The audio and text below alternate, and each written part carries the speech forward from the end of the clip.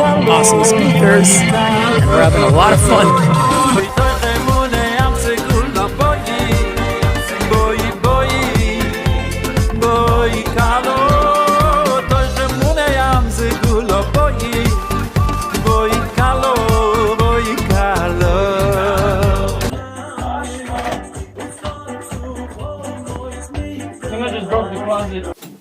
Welcome to the late Parsha show for the Torah portion called Boy. It's kind of like boy, except more how a wicked witch would say it. Come here, little boy. Alright, in this week's Torah portion, the final 3 of the 10 plagues occur. Locusts. Wow, did you ever hear this thing? Locusts ate up everything left in Egypt after the hail and covered Egypt's earth. Darkness. Lights? And the plague of the firstborn, more commonly known as the death of the firstborn, probably because they died.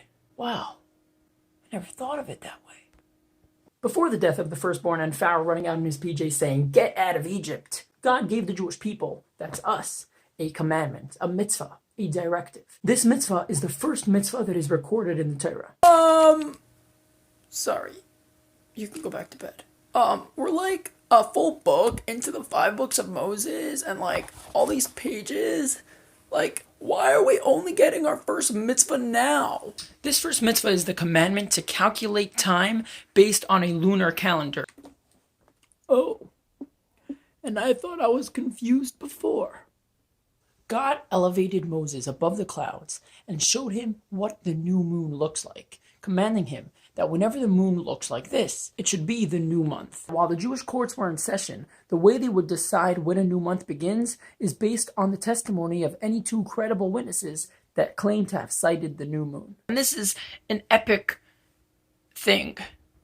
Epic thing. It's like awesome word and boring word. It's epic because the dates of the Jewish holidays depend on when we start that month that the holiday is in. And the holidays aren't just days when we choose to celebrate down here on earth. There's some serious spiritual stuff going on in the heavenly realms on those days. God made it dependent on us to decide when all that stuff goes on. So the first mitzvah we were given lays down a fundamental rule of Judaism. All this stuff that we're doing for God down here, celebrating, we're doing mitzvahs, we're not doing so many things that sometimes we want to do. It's not just stuff. Our initiative below causes an arousal above. God gives us the ability to be a boss. Of course, we don't control the world. God's the one making the moon, but God wants us to judge it. God wants us to decide when it's the new moon and when to declare it a new month.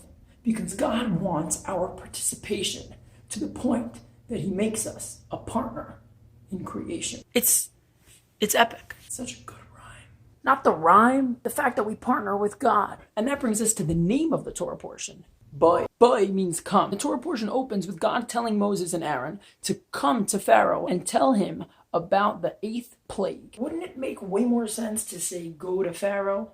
Yeah, it would. But when you have to face Pharaoh, when you have to confront evil head on, don't for a second think that you're fighting alone. You're joining God. God doesn't tell you to go to Pharaoh. Come to Pharaoh.